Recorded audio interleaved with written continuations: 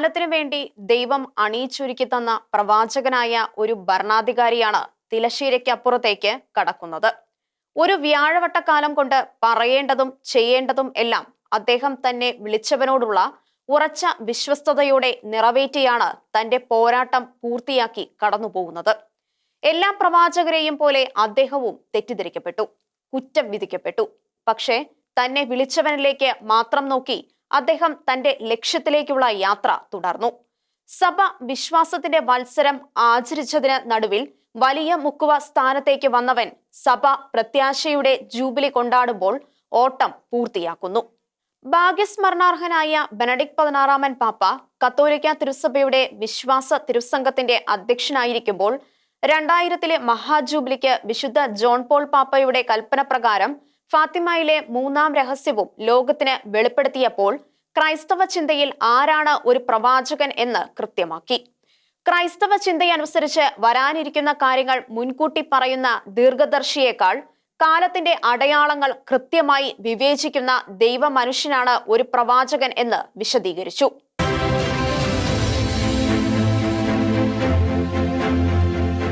നാം ജീവിക്കുന്ന കാലത്തിന്റെ അടയാളങ്ങളെ കൃത്യമായി വിവേചിച്ചു തന്ന പ്രവാചകനായിരുന്നില്ലേ ഫ്രാൻസിസ് പാപ്പ? മനുഷ്യന്റെ സ്വാർത്ഥത കൊണ്ടും ആർത്തി കൊണ്ടും അധിവാസ യോഗ്യം പോലും അല്ലാതാകുന്ന നമ്മുടെ പൊതുഗൃഹമായ ഭൂമിക്ക് വേണ്ടി അദ്ദേഹം ഭീതിയോടെ നിലവിളിച്ചു. ഈ പോക്ക് തുടർന്നാൽ ആഗോള താപീകരണം നിയന്ത്രിക്കപ്പെട്ടില്ലെങ്കിൽ ഈ ഭൂമി അധിവാസ യോഗ്യമല്ലാതായി തീരും. ഭൂമിയെ സംരക്ഷിക്കുന്നതിനുള്ള അവസാന മണിക്കൂറുകളിലാണ് ലോകം. അദ്ദേഹം മുന്നറിയിപ്പ് നൽകി. യേശുവിന്റെ സുവിശേഷം ലോകത്തോട് പ്രസംഗിക്കേണ്ട മാർപ്പാപ്പ എന്തിന് ഇത്തരം കാര്യങ്ങളിൽ ആകുലചിത്തനാകുന്നു എന്ന് നാം സംശയിച്ചു.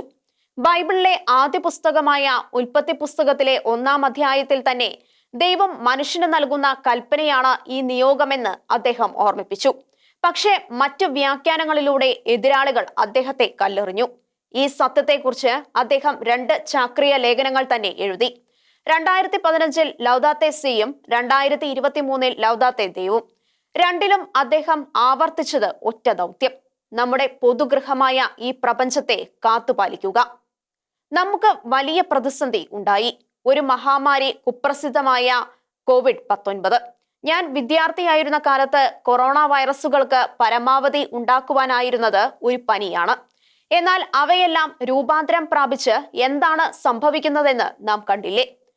2022 ജൂലൈ 1 അർജന്റീനയിലെ ദേശീയ ന്യൂസ് സർവീസായ ടെലോം സംപ്രേഷണം ചെയ്ത ഫ്രാൻസിസ് പാപ്പയുമായുള്ള പ്രത്യേക അഭിമുഖത്തിൽ അവരുടെ പ്രതിനിധി ബെർണാഡ് ലൊറന്തയോട് പാപ്പ പറഞ്ഞത് തന്റെ നിലപാടിന്റെ കൃത്യമായ വിശദീകരണമായി. വൈറസിന്റെ രൂപാന്തരങ്ങൾ എത്ര കൗതുകകരമാണ്! കാരണം നാം ഒരു വൈറൽ ക്രൈസിസും വേൾഡ് ക്രൈസിസുമാണ് അഭിമുഖീകരിക്കുന്നത്. വേൾഡ് ക്രൈസിസ് എന്നാൽ പ്രപഞ്ചവുമായുള്ള നമ്മുടെ ബന്ധത്തിലെ ക്രൈസിസ്. നാം സൃഷ്ടപ്രപഞ്ചവുമായി യോജിപ്പിലല്ല കഴിയുന്നത്. നാം അതിനെ മിക്കവാറും ആക്രമിക്കുന്നു. നാം നമ്മുടെ കരുത്ത് തെറ്റായ വിധത്തിൽ ഉപയോഗിക്കുകയാണ്. ആഗോള താപീകരണവും പരിസ്ഥിതി വിനാശവും മൂലം മാനവകുലം ഇപ്പോൾ എത്തി നിൽക്കുന്ന അപകടത്തെക്കുറിച്ച് പലർക്കും ചിന്തിക്കുവാൻ പോലും സാധിക്കുന്നില്ല.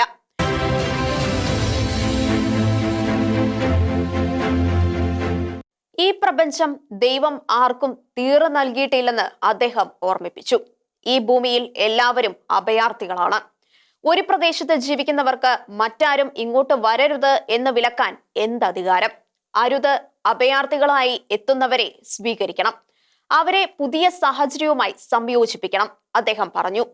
കുടിയേറ്റക്കാർക്ക് തങ്ങളുടെ ഹൃദയം തുറന്ന് കൊടുക്കുന്നതിന് ഇറ്റലിയോടും ഗ്രീസിനോടും എനിക്ക് ഏറെ നന്ദിയുണ്ട്. ബെർണാഡ് ലൊറന്തയോട് പാപ്പ പറഞ്ഞു. ആദ്യം നാം നമ്മുടെ ഹൃദയം തുറക്കണം. എപ്പോഴും അത് വേണം. ദൈവത്തിന്റെ കൽപ്പനകളിൽ ഒന്നാണത്. ബൈബിളിൽ പറയുന്നത് നിങ്ങളും ഈജിപ്തിൽ അടിമകളും കുടിയേറ്റക്കാരും ആയിരുന്നു, അതുകൊണ്ട് മറ്റുള്ളവരെ സ്വാഗതം ചെയ്യണം എന്നാണ്. എന്നിരുന്നാലും സർക്കാരുകൾ ശരിയായ ഭരണ നടപടികൾ കൊണ്ട്, അതായത് വിവേകത്തോടെ ഇക്കാര്യം കൈകാര്യം ചെയ്യേണ്ടതായിട്ടുണ്ട്. എന്നുവെച്ചാൽ എന്താണ്? ഒന്നാമത്, ഓരോ രാജ്യത്തിനും എന്തുമാത്രം സ്ഥലം ലഭ്യമായുണ്ട് എന്ന് തിട്ടപ്പെടുത്തണം. 2, കുടിയേറ്റക്കാരെ പ്രവേശിപ്പിക്കുക മാത്രമല്ല, അവരെ സംയോജിപ്പിക്കണം. ഇറ്റലിയിൽ സംയോജനത്തിന്റെ മനോഹരങ്ങളായ ഉദാഹരണങ്ങൾ ഞാൻ കണ്ടു. ഞാൻ റോമാ സർവകലാശാലയിൽ പോയപ്പോൾ 4 വിദ്യാർത്ഥികൾ എന്നോട് ചോദ്യങ്ങൾ ചോദിച്ചു. നാലാമത്തെ കുട്ടി ചോദിക്കുമ്പോൾ ഞാൻ അവളെ സൂക്ഷിച്ചു നോക്കി. ആ മുഖം എനിക്ക് പരിചയം ഉള്ളതുപോലെ. 1 വർഷം മുമ്പ് എനിക്കൊപ്പം ലെസോസിൽ നിന്നും വിമാനത്തിൽ വന്ന കുട്ടിയാണവൾ. അവൾ ഇറ്റാലിയൻ പഠിച്ചു. സ്വന്തം നാട്ടിൽ ബയോളജി പഠിച്ചിരുന്ന അവൾ ഇവിടെ തുല്യതാ പരീക്ഷയ്ക്ക് ചേർന്നു. പഠനം തുടരുന്നു. അവൾ ഭാഷ പഠിച്ചു. അതാണ് സംയോജനം എന്ന് പറയുന്നത്. ഒരിക്കൽ സ്വീഡനിൽ നിന്നും മടങ്ങുമ്പോൾ ഞാൻ സ്വീഡനിലെ സംയോജന നയത്തെക്കുറിച്ച് സംസാരിച്ചു. സ്വീഡനും വിവേകത്തോടെ പ്രവർത്തിച്ചു. ഇത്രയും പേരെ ആവാം, ഇതിൽ കൂടുതൽ പറ്റില്ല. സംയോജിപ്പിക്കാനാവാത്തതാണ് പ്രശ്നം. മൂന്നാമത്തെ മാനം നിങ്ങൾ പറഞ്ഞതുപോലെ മനുഷ്യത്വപരമായ വിഷയമാണ്. ലോകത്തിന് ഇത്തരം ക്യാമ്പുകളെക്കുറിച്ചോ അവിടുത്തെ അവസ്ഥയെക്കുറിച്ചോ വല്ല അറിവുമുണ്ടോ? ഞാൻ ചില ഫോട്ടോകൾ കണ്ടു. ചൂഷകർ ഉണ്ട്. നിങ്ങൾ ഇറ്റാലിയൻ സർക്കാരിനെ കുറിച്ച് പറഞ്ഞില്ലേ? മാനുഷിക സഹായങ്ങൾ എത്തിക്കുവാനും ഒപ്പം തങ്ങൾക്ക് വഹിക്കാനാവാത്ത ഭാരം പരിഹരിക്കുന്നതിനും സാധ്യമായതെല്ലാം അവർ ചെയ്യുന്നു എന്നാണ് ഞാൻ മനസ്സിലാക്കുന്നത്. എന്നാലും എപ്പോഴും ഒരു തുറന്ന ഹൃദയം, വിവേകം, സംയോജനം, മാനുഷിക സഹായം എല്ലാം ഉണ്ടാവണം. അവസാനമായി ഒരു കാര്യം കൂടി പറയുവാൻ ഞാൻ ആഗ്രഹിക്കുന്നു. പലർക്കും ഇഷ്ടമില്ലാത്ത കാര്യങ്ങളും അദ്ദേഹം പറഞ്ഞു. ആഫ്രിക്കയെ സംബന്ധിച്ചിടത്തോളം ഇത് വളരെ സത്യമാണ്. നമ്മുടെ സമൂഹ മനസ്സിൽ ഒരു മുദ്രാവാക്യമോ പ്രമാണമോ ഉണ്ട്. ചൂഷണം ചെയ്യപ്പെടുവാൻ വേണ്ടിയാണ് ആഫ്രിക്ക. ഇന്ന് കാർത്താഗ്നായിൽ മാനുഷിക ചൂഷണത്തിന്റെ ഒരു ഉദാഹരണം നാം കണ്ടു. അടിമകളുടെ കാര്യത്തിൽ ഒരു രാജ്യത്തലവൻ വളരെ മനോഹരമായി പറഞ്ഞു, യുദ്ധത്തിൽ നിന്നും ജനം ഓടി രക്ഷപ്പെടുകയാണ് ഒരു വിഷയം. അതുപോലെ ദാരിദ്ര്യത്തിൽ നിന്നും രക്ഷപ്പെട്ട് ഓടുന്നവർക്ക് വേണ്ടി അവരുടെ വളർച്ചയ്ക്കായി നാം അവിടെ മുതൽ മുടക്കണം. എങ്കിലും നമ്മുടെ കൂട്ടായ ബോധത്തിൽ ഒരു ആശയമുണ്ട്. ആഫ്രിക്കയിൽ ഒരാൾ പോകുന്നത് അവരെ ചൂഷണം ചെയ്യുവാനാണ്. ഇത് നാം തിരുത്തണം. ആഫ്രിക്ക ഒരു സുഹൃത്താണ്. വളരുവാൻ നാം സഹായിക്കണം. മറ്റു വിഷയങ്ങൾ, യുദ്ധങ്ങൾ എല്ലാം പോകും. ഞാൻ പറഞ്ഞത് വ്യക്തമായല്ലോ ഇല്ലേ?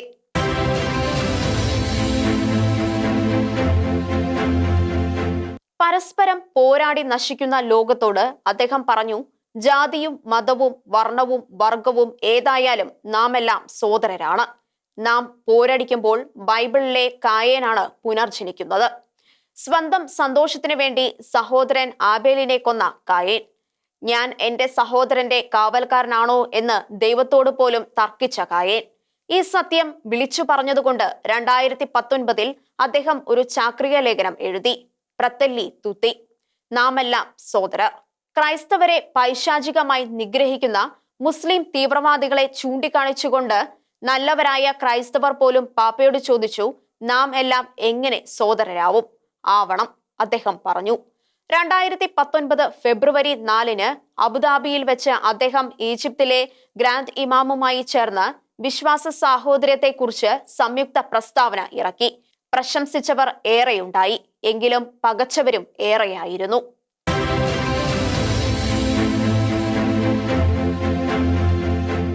ആധുനിക കാലഘട്ടത്തിലെ സഭയോടും അദ്ദേഹം പറഞ്ഞു, നാം ഏറെ മാറാനുണ്ട്. നാം ഒന്നിച്ച് നടക്കുന്നവരാകണം, സിനഡലാകണം. സഭ അങ്ങനെയായിരുന്നു. അവിടെ ആരുടെയും ഇഷ്ടമല്ല നടന്നിരുന്നത്. അവർക്ക് എന്നും പല അഭിപ്രായങ്ങൾ ഉണ്ടായിരുന്നു. അതെല്ലാം അവർ സധൈര്യം പറയുകയും ചെയ്തിരുന്നു. പക്ഷേ സഭയ്ക്ക് വേണ്ടി തീരുമാനം എടുക്കുവാൻ സമ്മേളിക്കുമ്പോൾ അവർ തേടിയത് ദൈവഹിതമാണ്, പരിശുദ്ധാത്മാവിനെയാണ്. അതാണ് വഴി, അതാവണം വഴി. ദൈവജനത്തിൻ്റെതാണ് സഭ. ജനങ്ങൾക്ക് സ്വയം പ്രകടിപ്പിക്കാനാവാതെ വന്നപ്പോൾ ആ സ്വഭാവം മാറി. ബോസുമാരുടെ പിന്നാലെ വലയുന്ന സഭയായി. പാസ്റ്ററൽ ഏജന്റുമാരായി നിയന്ത്രണം. ജനം ആരെന്ന് തിരിച്ചറിയുന്ന ഒരു അർജന്റീനിയൻ ഫിലോസഫറാണ് റുഡോൾഫോ കുഷ്. കുഷിനെ വായിക്കണം. ഞാൻ ശക്തമായി ശുപാർശ ചെയ്യുന്നു. അർജന്റീനയിലെ ഏറ്റവും മികച്ച തലങ്ങളിൽ ഒന്നാണ് അദ്ദേഹം. ജനങ്ങളുടെ ഫിലോസഫിയെ കുറിച്ചാണ് അദ്ദേഹം എഴുതിയത്. യാഥാർത്ഥ്യത്തെ ലിബറേഷൻ തിയോളജിയുടെ വെളിച്ചത്തിൽ വിശദീകരിക്കുന്നതിനായി മാർക്സിസ്റ്റ് ബിംബങ്ങൾ ഉപയോഗിക്കുന്നത് പോലുള്ള താത്വികവൽക്കരണത്തിനുള്ള ശ്രമങ്ങൾ നടത്തിയിട്ടുണ്ടെങ്കിലും ഒരർത്ഥത്തിൽ ലാറ്റിൻ അമേരിക്കൻ സഭയുടെ അനുഭവമായിരുന്നു അത്. വിമോചനത്തിന്റെ പാത എന്ന് വേണമെങ്കിൽ പറയാമെങ്കിലും ലാറ്റിൻ അമേരിക്കയിലെ ജനകീയ സഭയുടെ ആശയപരമായ ഒരു ചൂഷണം ചെയ്യപ്പെടലായിരുന്നു അത്. 2023 സെപ്റ്റംബർ 4 തിങ്കളാഴ്ച മംഗോളിയയിലെ ഉലാൻ ബാത്തറിൽ നിന്നും റോമിലേക്കുള്ള മടക്കയാത്രയിൽ വിമാനത്തിൽ വെച്ച് ഫ്രാൻസിസ് മാർപ്പാപ്പ അക്രഡിറ്റേഷൻ ഉള്ള പത്രക്കാരുടെ ചോദ്യങ്ങൾക്ക് മറുപടി പറയവേ സിനഡൽ സഭയെക്കുറിച്ച് പാപ്പ വിശദീകരിച്ചു. KIDTVയുടെ എറ്റിൻ ലോറന്റൻ ചോദിച്ചു, പരിശുദ്ധ പിതാവെ, ലോകത്താകമാനവും അങ്ങ് ആഗ്രഹിക്കുന്നത് സിനഡൽ സഭയാണ്. ദൈവജനത്തിന്റെ പ്രവൃത്തിയുടെ ഫലമാണ് ഒക്ടോബറിലെ അസംബ്ലി. അടുത്ത ഘട്ടത്തിലേക്ക് ലോകത്താകമാനം നിന്നുള്ള മാമോദിസ സ്വീകരിച്ചവരെ എങ്ങനെയാണ് പങ്കാളികളാവുക? ആശയപരമായ ഒരു ധ്രുവീകരണം എങ്ങനെയാവണം ഒഴിവാക്കുക? കൂട്ടായി സമ്മേളിക്കുന്നത് സംബന്ധിച്ച് എന്താണ് സംഭവിക്കുന്നത് എന്നതിനെക്കുറിച്ച് പ്രതിനിധികൾക്ക് പങ്കുവയ്ക്കുവാനും പത്രക്കാരോട് സംസാരിക്കുവാനും സാധിക്കുമോ? അതെയോ പ്രക്രിയ മുഴുവൻ രഹസ്യത്തിലാകുമോ? പ്രത്യയശാസ്ത്രപരമായ ധ്രുവീകരണം എങ്ങനെ തടയാമെന്നല്ലേ ചോദ്യം പാപ്പ ചോദിച്ചു. സിനഡൽ ഒരു പ്രത്യയശാസ്ത്രത്തിനും ഒരു പ്രസക്തിയുമില്ല. കാരണം അവിടെ വേറെ ഡൈനാമിക്സ് ആണുള്ളത്. സിനഡ് സംവാദത്തിനാണ്.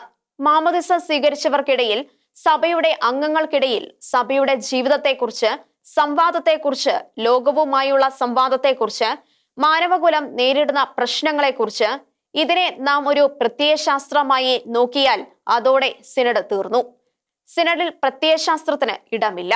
അവിടെ സംവാദത്തിന് മാത്രമാണ് ഇട. സഹോദരി സഹോദരന്മാരെ പോലെ പരസ്പരം സംസാരിക്കുന്നതിന്, മുന്നോട്ട് പോകുന്നതിനായി സഭയുടെ പ്രമാണങ്ങളെക്കുറിച്ച് സംസാരിക്കുന്നതിന്.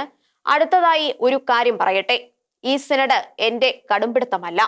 രണ്ടാം വത്തിക്കാൻ സുനഹദോസിന്റെ സമാപനത്തിൽ വിശുദ്ധ പോൾ ആറാമൻ പാപ്പയാണ് പാശ്ചാത്യ സഭയ്ക്ക് സിനഡൽ ശൈലി ഇല്ലാതായെന്ന് കണ്ടെത്തിയത്. എന്നാൽ പൗരസ്ത്യ സഭകളിൽ ഇന്നും അതുണ്ട്. ഇക്കാരണം കൊണ്ട് അദ്ദേഹം സിനഡ് ഓഫ് ബിഷപ്സിന് ഒരു സെക്രട്ടേറിയറ്റ് ഉണ്ടാക്കി. അത് കഴിഞ്ഞ 60 വർഷമായി സിനഡൽ രീതിയിൽ കാര്യങ്ങൾ മുന്നോട്ട് കൊണ്ടുപോകുന്നു. പോൾ ആറാമന്റെ തീരുമാനത്തിന്റെ 50-ാം വാർഷികത്തിന് സിനഡ് എന്താകണമെന്നും അതെങ്ങനെ വികസിപ്പിക്കണമെന്നും ഉള്ള കാര്യങ്ങൾ ഞാൻ ഒപ്പിട്ട് ഒരു രേഖ പ്രസിദ്ധീകരിച്ചു. അത് മുന്നോട്ടു പോയി, കൂടുതൽ പക്വത നേടി. അതുകൊണ്ട് സഭയുടെ സിനഡാലിറ്റിയെക്കുറിച്ച് ഒരു സിനഡ് കൂടേണ്ടത് സുപ്രധാനം എന്ന് എനിക്ക് തോന്നി. അതൊരു ഫാഷൻ പരേഡല്ല, പുരാതന യാഥാർത്ഥ്യമാണ്. പൗരസ്ത്യ സഭ എക്കാലത്തും കാത്തു സൂക്ഷിച്ച ഒന്ന്. നാം എങ്ങനെയാണ് പ്രത്യയശാസ്ത്രങ്ങൾക്ക് കീഴടങ്ങാതെ ക്രൈസ്തവരായി സിനഡാലിറ്റി ജീവിക്കേണ്ടത്? എന്റെ ഉത്തരം തൃപ്തികരമായോ എന്ന് അറിയില്ല. എന്തെങ്കിലും കൂടി വേണ്ടതുണ്ടോ? സെഷനുകൾ രഹസ്യമായിട്ടാവുമോ നടക്കുക? ലൊറൈൻ ചോദിച്ചു.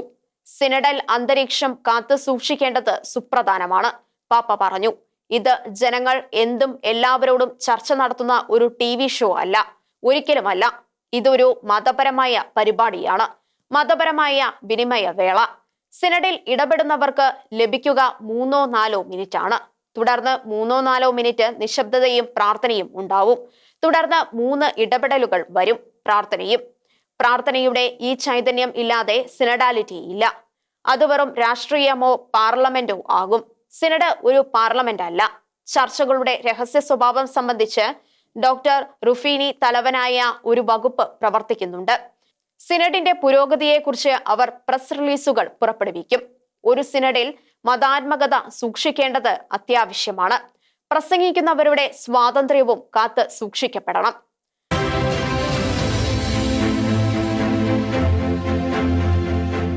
സമൂഹ ജീവിതത്തിലെ യാഥാർത്ഥ്യങ്ങളായ സ്വവർഗ അനുരാഗികളെ അദ്ദേഹം ഹൃദയത്തോട് ചേർത്തു നിർത്തി.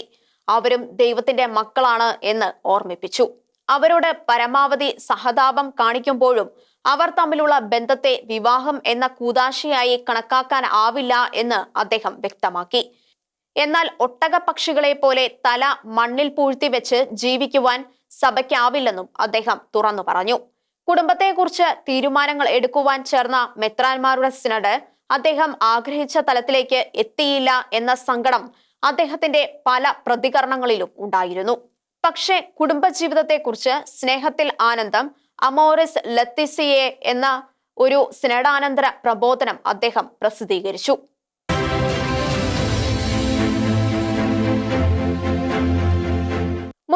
മുത്തശ്ശന്മാരുടെയും വൃദ്ധരുടെയും ലോകദിനം ആചരിക്കുവാൻ 2021 തീരുമാനിച്ചുകൊണ്ട് ഫ്രാൻസിസ് പാപ്പ വൃദ്ധരെ വലിച്ചെറിയുന്ന ആധുനിക കാലഘട്ടത്തിന്റെ മുറിവുണക്കി. അവരെ മറക്കരുത്. തലമുറകൾ തമ്മിലുള്ള കണ്ണിയാണവർ. വേരില്ലാതെ ചെടി വളരില്ല, പാപ്പ ലോകത്തോട് പറഞ്ഞു. ഈശോയുടെ മുത്തശ്ശന്മാരായിരുന്ന വിശുദ്ധ അന്നയുടെയും ജോവാക്കീമിന്റെയും തിരുനാൾ ദിനത്തിലാണ് ലോക വൃദ്ധ ദിനം പ്രഖ്യാപിച്ചത്. സഭ ജൂലൈ 4 ലോക വൃദ്ധ ദിനമായി ആചരിക്കുന്നു. അതുപോലെ തന്നെ പ്രവാചക മാനമുള്ള ഒരു ദിനാചരണം ആണ് അദ്ദേഹം ദരിദ്രർക്കു വേണ്ടി നടത്തിയത്.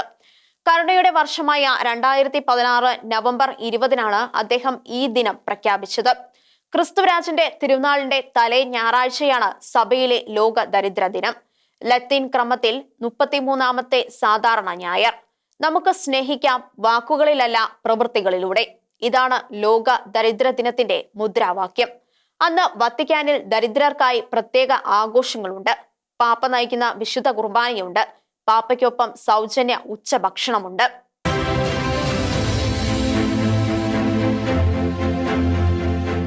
ഫ്രാൻസിസ് മാർപ്പാപ്പയുടെ സമീപനങ്ങളോടും നീക്കങ്ങളോടും അദ്ദേഹത്തിന്റെ ആലോചന സംഘമായി കണക്കാക്കപ്പെടുന്ന കർദിനാൾമാരിൽ നിന്നും തന്നെ പരസ്യമായ എതിർപ്പുണ്ടായി. സഭയുടെ ചരിത്രത്തിൽ ആദ്യമാണിത്. കുടുംബങ്ങളെക്കുറിച്ച് നടത്തിയ സിനഡിന്റെ കരട് ശരിയല്ലെന്ന് കർദിനാൾ ഡോൾനടക്കം 13 കർദിനാൾമാർ പരസ്യമായി ശക്തമായ നിലപാട് എടുത്തു. മാർപ്പാപ്പയുടെ രൂക്ഷ വിമർശകനായ അമേരിക്കൻ കർദിനാൾ ബ്രൂക്കിനെ പദവികളിൽ നിന്നും പുറത്താക്കി. അദ്ദേഹത്തിന് വത്തിക്കാനിലെ അപ്പാർട്ട്മെന്റ് ശമ്പളവും നിഷേധിച്ചു. മാർപ്പാപ്പയെ രൂക്ഷമായി കുറ്റപ്പെടുത്തുന്ന ജർമ്മൻ കർദിനാൾ മുള്ളറേയും പുറത്താക്കി. അച്ചടക്ക നടപടിക്ക് വിധേയരായ വൈദികർ നിരവധിയാണ്. എന്നാൽ വത്തിക്കാൻ പണം തട്ടിപ്പ് കേസിൽ പ്രതിയായ കർദിനാൾ ബെച്ചിയെ കർദിനാൾ സ്ഥാനത്ത് നിന്നും പുറത്താക്കിയെങ്കിലും വത്തിക്കാനിലെ അദ്ദേഹത്തിന്റെ കൊട്ടാര തുല്യമായ വസതി തുടർന്നും ഉപയോഗിക്കുവാൻ അനുവദിച്ചു. വത്തിക്കാന്റെ 350 മില്യൺ യൂറോ ദുരുപയോഗിച്ച കേസിലാണ് അദ്ദേഹം പുറത്താക്കപ്പെട്ടത്. ലൈംഗിക ദുരുപയോഗ കേസുകളിൽ പ്രതിയാക്കപ്പെട്ടവർക്കെതിരെ മുഖം നോക്കാതെ നടപടിയെടുത്തു. അവരിൽ പാപ്പയുടെ അടുത്ത സുഹൃത്ത് കർദിനാൾ പെൽ വരെ ഉണ്ടായിരുന്നു. കേസ് വന്നതോടെ അദ്ദേഹം കൂരിയ പരിഷ്കരണ കമ്മിറ്റി അധ്യക്ഷ സ്ഥാനം രാജിവെച്ചു. ലൈംഗിക ദുരുപയോഗ കേസിൽ കുറ്റക്കാരൻ എന്ന് കണ്ടെത്തിയ അമേരിക്കൻ കർദിനാൾ മക്കാരക്കിന്റെ വൈദിക പദവി പോലും റദ്ദാക്കി. പെറുവിലെ കർദിനാൾ സിപ്രിയാനിയെ പെറുവിൽ താമസിക്കുന്നതിൽ നിന്നും വിലക്കി. മക്കാരക്കിനെ സംരക്ഷിച്ചതിനും അദ്ദേഹത്തിന് ദുരുപയോഗം തുടരുന്നതിന് സൗകര്യം ഒരുക്കിയതിനും കർദിനാൾ വ്യൂളിനെതിരെ നടപടിയെടുത്തു. അദ്ദേഹത്തിന്റെ രാജി സ്വീകരിക്കാതെ അന്വേഷണത്തിന് വിധേയനാക്കി.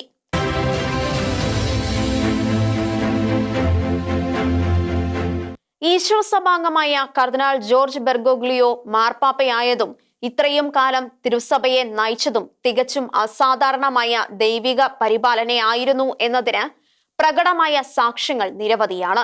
സഭയിലെ പദവികൾ സ്വീകരിക്കില്ല എന്ന് വ്രതം എടുക്കുന്നവരാണ് ഈശോ സഭാംഗങ്ങൾ. അതുകൊണ്ട് അവരിൽ ഒരാൾ മെത്രാൻ പോലും ആകരുതാത്തതാണ്. അപ്പോഴാണ് വിശുദ്ധ ഇഗ്നേഷ്യസ് ലയോള 1540 സ്ഥാപിച്ച കത്തോലിക്ക സഭയിലെ ഏറ്റവും പ്രമുഖ സന്യാസ സമൂഹത്തിൽ നിന്നുമുള്ള ആദ്യത്തെ മാർപ്പാപ്പയായി ഫ്രാൻസിസ് മാറിയത്. 2013 ഫെബ്രുവരി 28 ബെനഡിക്ട് 16 സ്ഥാനത്യാഗം ചെയ്യാതിരുന്നെങ്കിൽ ഈശോ സഭയുടെ സുപ്പീരിയർ ജനറൽ ഫാദർ കോൽവാൻ ബാഗ് മെത്രാൻ സ്ഥാനം സ്വീകരിക്കുവാൻ ബെർഗോഗ്ലിയോ അച്ഛനെ നിർബന്ധിച്ചില്ലായിരുന്നുവെങ്കിൽ ഫ്രാൻസിസ് പാപ്പ ഉണ്ടാകുമായിരുന്നില്ല. മെത്രാൻമാരുടെ റിട്ടയർമെന്റ് പ്രായമായ 75 വയസ്സിലെത്തിയ ബെർഗോഗ്ലിയോ 2013 വിശ്രമ ജീവിതത്തിന് ബ്യൂണസ് ഐറസിലെ സെമിനാരിയിൽ മുറി വരെ ബുക്ക് ചെയ്തതാണ്. പക്ഷേ ദൈവം അതല്ല തീരുമാനിച്ചത്. കോങ്കോയിലെ ഈശോ സഭക്കാരുമായി ഫ്രാൻസിസ് മാർപ്പാപ്പ 2023 ഫെബ്രുവരി 2 നടത്തിയ കൂടിക്കാഴ്ചയിൽ ഫ്രാൻസിസ് പാപ്പ തന്നെ വെളിപ്പെടുത്തിയതാണ് ഈ രഹസ്യം. ഈശോ സഭാംഗം എന്ന നിലയിൽ സഭയിൽ അധികാര പദവികൾ ഒന്നും മോഹിക്കില്ലെന്ന് ആത്മാർത്ഥമായി വ്രതമെടുത്തവനാണ് ഞാൻ, ഫ്രാൻസിസ് പാപ്പ പറഞ്ഞു. അതുകൊണ്ട് അർജന്റീനയിലെ സാൻ മിഗുവേലിലെ സഹായ മെത്രാൻ പദവി വാഗ്ദാനം ചെയ്തപ്പോൾ ഞാൻ നിരസിച്ചു. തുടർന്ന് ഉത്തര അർജന്റീനയിലെ കൊറിയന്തസ് മേഖലയിൽ ഒരു പ്രദേശത്ത് ബിഷപ്പാകുവാൻ ആവശ്യപ്പെട്ടു.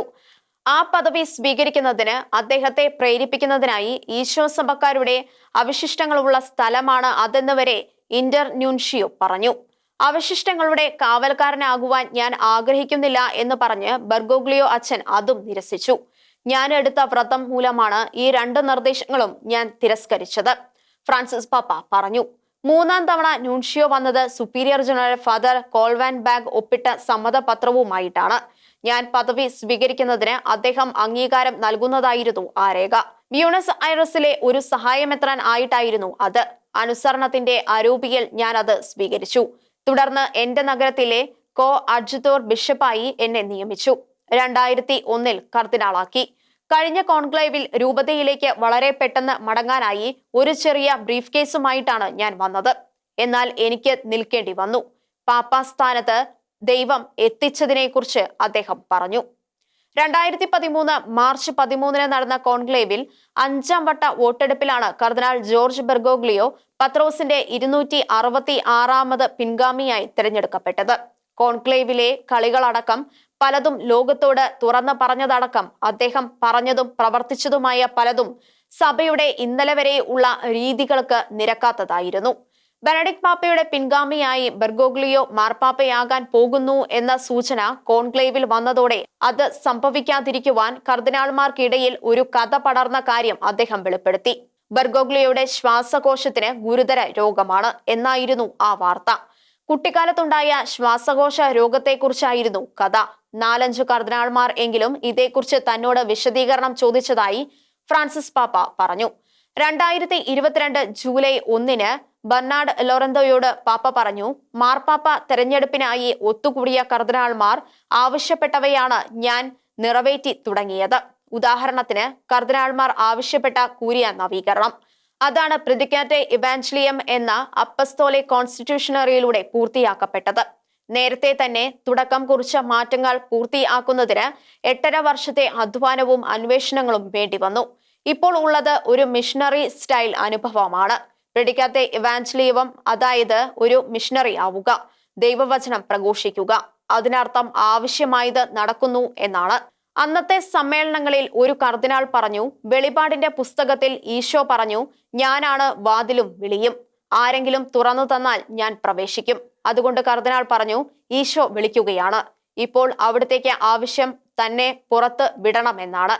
എന്തെന്നാൽ നാം അവിടുത്തെ തടവിലാക്കിയിരിക്കുന്നു. കർദിനാൾമാരുടെ സമ്മേളനത്തിൽ ആവശ്യപ്പെട്ടതാണത്. ഞാൻ തിരഞ്ഞെടുക്കപ്പെട്ടപ്പോൾ ഞാൻ എല്ലാം ചലിപ്പിച്ചു തുടങ്ങി. തടവിലാക്കപ്പെട്ട ക്രിസ്തുവിനെ പുറത്തുവിടാൻ വാതിലുകൾ തുറക്കുന്ന പ്രവൃത്തി. ഏതാനും മാസം കഴിഞ്ഞപ്പോൾ അന്വേഷണങ്ങളായി. ഞങ്ങൾ പുതിയ കോൺസ്റ്റിറ്റ്യൂഷൻ പ്രസിദ്ധീകരിച്ചു. അദ്ദേഹം ഈശോ സഭാംഗമായതും ദൈവത്തിന്റെ സവിശേഷമായ ഇടപെടലിലൂടെയാണ്. 2016 ജൂലൈയിൽ പോളണ്ടിൽ നടത്തിയ അപ്പസ്തോലിക സന്ദർശനത്തിനിടെ ക്രക്കോവിലെ ആർച്ച് ബിഷപ്പ് ഹൗസിൽ വെച്ച് രാജ്യത്തെ ഈശോ സഭ വൈദികരുമായി നടത്തിയ കൂടിക്കാഴ്ചയിൽ ഒരാൾ ചോദിച്ചു, അങ്ങ് എന്തുകൊണ്ടാണ് ഒരു ഈശോ സഭാംഗമായത്? പാപ്പ പറഞ്ഞു, സന്യാസ ദൈവവിളി ഉണ്ടായിരുന്നത് കൊണ്ടാണ് ഞാൻ സെമിനാരിയിൽ ചേർന്നത്. പാപ്പ പറഞ്ഞു, അക്കാലത്തെ എന്റെ കുമ്പസാരക്കാരൻ ജസ്യൂട്ട് വിരുദ്ധനായിരുന്നു. എനിക്കും ഡൊമിനിക്കൻ സഭക്കാരോടും അവരുടെ ഭൗതിക ജീവിതത്തോടും ആയിരുന്നു താല്പര്യം. അക്കാലത്ത് ഞാൻ രോഗിയായി. ശ്വാസകോശത്തിൽ ഒരു ഓപ്പറേഷൻ വേണ്ടി വന്നു. അതിനുശേഷം മറ്റൊരു വൈദികനായി എന്റെ ആത്മീയ നേതാവ്. പിൻകാലത്ത് ഞാൻ ഈശോ സഭയിൽ ചേരുന്നതിനെ കുറിച്ച് എന്റെ ആദ്യത്തെ ആത്മീയ പിതാവിനോട് സംസാരിച്ചപ്പോൾ അദ്ദേഹം സമ്മതിച്ചില്ല. ഇവിടെയാണ് കർത്താവിന്റെ കളി നടന്നത്. വാസ്തവത്തിൽ അക്കാലത്ത് പ്രാരംഭ പട്ടങ്ങൾ കിട്ടിയിരുന്നു. 1ാം വർഷ ദൈവശാസ്ത്രം പഠിക്കുമ്പോഴായിരുന്നു ടോൺഷർ പട്ടം. റെക്ടർ അച്ഛൻ എന്നോട് ബ്യൂണസ് ഐറസിലെ സഹായമെത്രാൻ ബിഷപ്പ് ഓസ്കർ വില്ലനയുടെ ചെന്ന് കണ്ട് തിരുക്കർമ്മത്തിന് ക്ഷണിക്കുവാൻ പറഞ്ഞു. ഞാൻ ക്ലർജി ഹൗസിൽ ചെല്ലുമ്പോൾ മോൺസിഞ്ഞോർ വില്ലന രോഗിയായി കിടക്കുന്നതായി അവിടെയുള്ളവർ പറഞ്ഞു. അദ്ദേഹത്തിന്റെ സ്ഥാനത്ത് മറ്റൊരു മെത്രാനുണ്ട്. അദ്ദേഹം ആ പഴയ വൈദികനായിരുന്നു. അപ്പോൾ മെത്രാനായി. ഞാൻ അദ്ദേഹത്തിൽ നിന്നും ടോൺഷർ പട്ടം സ്വീകരിച്ചു. പല വർഷങ്ങൾക്ക് ശേഷമാണ് ഞങ്ങൾ അനുരഞ്ജനപ്പെട്ടത്. എന്താ പറയുക, ഞാൻ സൊസൈറ്റിയിൽ ചേർന്നത് അങ്ങനെ സംഭവിക്കുകയായിരുന്നു.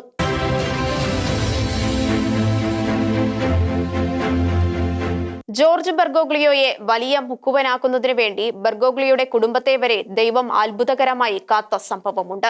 3 തലമുറകൾക്ക് അപ്പുറത്ത് നിന്ന് തുടങ്ങി ഈ ദൈവ പരിപാലന. പാപ്പയുടെ ആത്മകഥയായ പ്രത്യാശ ആ കഥ രേഖപ്പെടുത്തുന്നു. ഹോപ്പിന് തിരശീല ഉയരുന്നത് ഒരു കപ്പൽ ഛേദത്തിന്റെ വിവരണത്തോടെയാണ്. ഇറ്റലിയിലെ 3ാം വിക്ടർ ഇമ്മാനുവൽ രാജാവിന്റെ മകളുടെ പേരായിരുന്നു ആ കപ്പലിനും. SS പ്രിൻസിപ്പെസ മഫാൽഡ. 450 അടിയായിരുന്നു നീളം. ഇറ്റലിയിലെ മർച്ചന്റ് നേവിയുടെ അഭിമാനം. ഇറ്റലിയിലെ പിഡമോണ്ടയിൽ നിന്നുള്ള 1200 യാത്രക്കാരായിരുന്നു അതിൽ. തെക്കേ അമേരിക്കയിലെ പത്രങ്ങൾ പറഞ്ഞ കണക്കിൽ അതിലും വളരെ കൂടുതൽ പേർ കപ്പലിലുണ്ടായിരുന്നു. അവർ ഇറ്റലിയിൽ ഉണ്ടായിരുന്നതെല്ലാം വിറ്റുപെറുക്കി മെച്ചപ്പെട്ട ജീവിതം തേടി തെക്കേ അമേരിക്കയിലെ അർജന്റീനയിലേക്ക് ബ്യൂണസ് ഐറസിലേക്ക് കുടിയേറുകയായിരുന്നു. എല്ലാവരും കപ്പൽ ഛേദത്തിൽപ്പെട്ട് കടലിൽ കബറടക്കപ്പെട്ടു. ആ കപ്പലിന്റെ കഥ എത്ര വട്ടം കേട്ടിരിക്കുന്നു എന്ന് എനിക്കറിയില്ല. എന്റെ വീട്ടിൽ, ഇടവകയിൽ, നാട്ടിൽ ഈ കഥ എല്ലാവരും ആവർത്തിച്ചു. പാപ്പ ഹോപ്പിൽ എഴുതി. ജനീവ തുറമുഖത്തു നിന്നും 1927 ഒക്ടോബർ 11 ബ്യൂണസ് ഐറസിലേക്ക് പുറപ്പെട്ട ആ കപ്പലിൽ ബെർഗോഗ്ലിയുടെ പപ്പയുടെ മുത്തച്ഛനും മുത്തശ്ശിയും അവരുടെ ഏക മകനായ മാരിയോയും, അതായത് ബെർഗോഗ്ലിയുടെ അപ്പൻ, ടിക്കറ്റ് ബുക്ക് ചെയ്തിരുന്നു. എന്നാൽ ഇറ്റലിയിലെ വസ്തുവകകൾ വിറ്റ് പണം സമാഹരിക്കുവാൻ സാധിക്കാതെ വന്നതുകൊണ്ട് അവർ ടിക്കറ്റ് മറച്ചുവിറ്റു, യാത്ര റദ്ദാക്കി. അല്ലെങ്കിൽ അവരും ആ കപ്പൽ ഛേദത്തിൽ ഇല്ലാതാകുമായിരുന്നു. അതുപോലെ തന്നെ ഒരു വലിയ ദൈവപരിപാലനയുടെ കഥ മാരിയോയുടെ കാര്യത്തിലും ഉണ്ട്. മാരിയോയുടെ അപ്പനും അമ്മയ്ക്കും ഉണ്ടായ കുട്ടികളെല്ലാം 3-ാം പക്കമോ 4-ാം പക്കമോ മരിക്കുകയായിരുന്നു. 7-ാം മാസം ഉണ്ടായ മാരിയോ മാത്രം രക്ഷപ്പെട്ടു. പിന്നീടാണ് അറിഞ്ഞത് 7-ാം മാസം ഉണ്ടായതുകൊണ്ടാണ് മാരിയോ രക്ഷപ്പെട്ടതെന്ന്. കാരണം വല്യമ്മയുടെ ഗർഭപാത്രത്തിന് 8-ാം മാസം മുതൽ ഉണ്ടാകുന്ന എന്തോ തകരാർ മൂലമാണ് മറ്റു കുട്ടികൾ മരിച്ചത്. അക്കാലത്ത് അതിനൊന്നും ചികിത്സ ഉണ്ടായിരുന്നില്ല. ജോർജിനു വേണ്ടി മാരിയോയെ ദൈവം മാസം തികയാതെ ലോകത്തിലേക്ക് അയച്ചു. വലിയമ്മ ഉറച്ച ദൈവവിശ്വാസത്തോടെ പങ്കുവച്ചിരുന്ന ഈ കഥകൾ കേട്ട് വളർന്ന ജോർജ് എത്രയോ വട്ടം ദൈവപരിപാലനയ്ക്ക് നന്ദി പറഞ്ഞിരിക്കുന്നു. ഫ്രാൻസിസ് പാപ്പയുടെ വാക്കുകളിൽ ഹൃദയത്തിൽ നിന്നും ഉയരുന്ന നെടുവീർപ്പുകൾ നമുക്ക് കേൾക്കാം. ദൈവം ഫ്രാൻസിസിനു വേണ്ടി കുടുംബത്തെ ഒരുക്കുകയായിരുന്നു. അവസാനം എല്ലാം വിറ്റുപെറുക്കി 1929 ഫെബ്രുവരി 1 ജനീവ തുറമുഖത്തു നിന്നും ഗുയില്ലോ ചെസാറോ എന്ന കപ്പലിൽ അവർ ബ്യൂണസ് ഐറസിലേക്ക് യാത്ര തിരിച്ചു. 3-ാം ക്ലാസ്സിലായിരുന്നു അവർ യാത്ര ചെയ്തത്. നോനോ ജിയോവാനി, ഭാര്യ നോന റോസ മാരിയോ. വലിയ കുടിയേറ്റത്തിന്റെ കാലമായിരുന്നു അത്. 4 വർഷം കൊണ്ട് 2 ലക്ഷം പേർ ഇറ്റലിയിൽ നിന്നും ബ്യൂണസ് ഐറസിലേക്ക് കുടിയേറി എന്നാണ് പാപ്പ പറയുന്നത്. 1922 നാനോ ജിയോവാനിയുടെ സഹോദരന്മാർ അവിടെ എത്തിയിരുന്നു. അതുകൊണ്ട് ജിയോവാനിക്കും കുടുംബത്തിനും പ്രാരംഭ ക്ലേശങ്ങൾ കുറവായിരുന്നു. ഇത്തരം യാത്രകളിൽ കപ്പൽ ഛേദം ഉണ്ടായിരുന്നെങ്കിലും പട്ടിണി, രോഗം എല്ലാം മൂലം മരണം സാധാരണയാണ്. അവരെ കടലിൽ സംസ്കരിക്കും. എല്ലാം തരണം ചെയ്ത് അവസാനം തുറമുഖത്ത് എത്തുമ്പോൾ അടുക്കുവാൻ അനുവദിക്കില്ല. ഇത്തരം അനുഭവങ്ങൾ ഒന്നും ജിയോവാനിക്ക് ഉണ്ടാകാതെ ദൈവം കാത്തു. എങ്കിലും ഇതേക്കുറിച്ചെല്ലാം വല്യമ്മ റോസ് പറഞ്ഞ കഥകൾ അവൻ മനസ്സിൽ സംഗ്രഹിച്ചു. ഇതെല്ലാം ഞാൻ മറന്നാൽ എന്റെ നാവ് അണ്ണാക്കിൽ ഒട്ടിപ്പോകട്ടെ, പാപ്പ എഴുതി. അതുകൊണ്ടാണ് മാർപ്പാപ്പ ആയതിനു ശേഷം വത്തിക്കാന് പുറത്തേക്ക് ഞാൻ നടത്തിയ ആദ്യ യാത്ര ലെപ്പൻഡോസയിലേക്ക് ആയിരുന്നു. ഒരു ചെറിയ മെഡിറ്ററേനിയൻ ദ്വീപാണത്. പ്രത്യാശയുടെ ഔട്ട്പോസ്റ്റായി മാറിയ ഇടം. തലേയാഴ്ച നടന്ന കപ്പൽ ഛേദത്തിന്റെ വാർത്ത അറിഞ്ഞ എന്റെ ഹൃദയം നീറി. അവർക്കു വേണ്ടി പ്രാർത്ഥിക്കുവാൻ, ഞാൻ അവർക്കൊപ്പം ഉണ്ട് എന്ന് കാണിക്കുവാൻ, അവിടുത്തെ വോളണ്ടിയർമാരെ പ്രോത്സാഹിപ്പിക്കുവാൻ ഞാൻ പോയി. കുടിയേറ്റക്കാർക്ക് വേണ്ടി സംസാരിക്കാതിരിക്കുവാൻ കഴിയാത്ത വിധം ജോർജ് ബെർഗോഗ്ലിയുടെ ഹൃദയത്തിൽ ആ യാത്രക്കാരുടെ വേദനകൾ ദൈവം പതിപ്പിച്ചു. അവനെ ദൈവം അസാധാരണ പാതയിലൂടെ വലിയ മുക്കുവനാക്കി. അവൻ പ്രവാചകനായത് അവന് അങ്ങനെ ആകാതിരിക്കുവാൻ പറ്റാത്തതുകൊണ്ടായിരുന്നു. അവൻ ഒന്നും ചോദിച്ചു മേടിച്ചതല്ല, ദൈവം അടിച്ചേൽപ്പിച്ചതാണ്.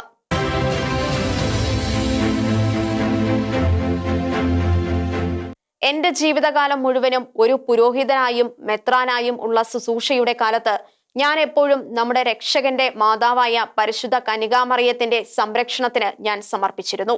ഫ്രാൻസിസ് മാർപ്പാപ്പ 2022 ജൂൺ 29 സാന്താ മാർത്തയിൽ വെച്ച് എഴുതിയ മരണപത്രത്തിൽ എഴുതി, അതുകൊണ്ട് എന്റെ ഭൗതികാവശിഷ്ടങ്ങൾ ഉയർപ്പിന്റെ ദിനം പ്രതീക്ഷിച്ച് പരിശുദ്ധ മാതാവിന്റെ പേപ്പൽ ബസിലിക്കയായ മരിയ മെജോറയിൽ വിശ്രമിക്കണമെന്ന് ഞാൻ അഭ്യർത്ഥിക്കുന്നു. എന്റെ ഭൂമിയിലെ അവസാന തീർത്ഥയാത്ര ഈ പുരാതന മരിയൻ തീർത്ഥാടന കേന്ദ്രത്തിൽ തന്നെ അവസാനിപ്പിക്കണമെന്നാണ് ഞാൻ ആഗ്രഹിക്കുന്നത്. ഓരോ അപ്പസ്തോലിക യാത്രയുടെ തുടക്കത്തിലും അവസാനത്തിലും പ്രാർത്ഥനയ്ക്കായി ഞാൻ ഇവിടെ എത്താറുണ്ടായിരുന്നു. എല്ലാ ഉദ്ദേശങ്ങളും നിർമ്മല മാതാവിന് വിശ്വാസപൂർവ്വം സമർപ്പിക്കുകയും അവളുടെ സൗമ്യമായ മാതൃപരിപാലനത്തിന് നന്ദി പറയുകയും ചെയ്യുന്നു.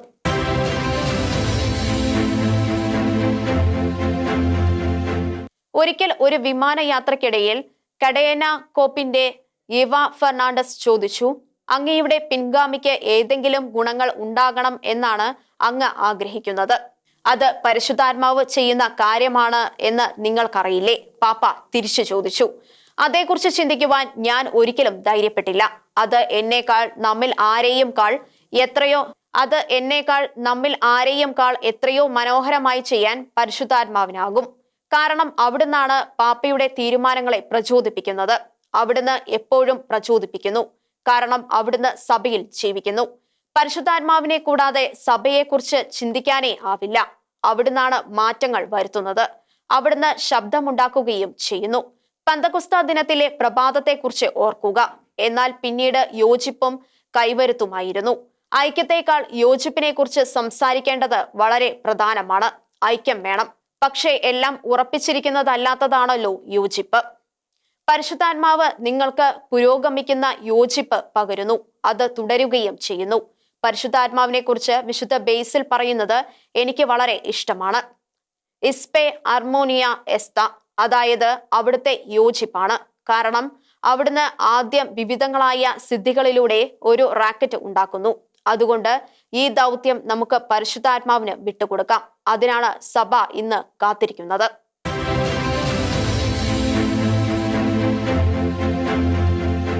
ഷീലോഹിന്റെ കാഴ്ചകൾ ഇനി അടുത്ത ആഴ്ച.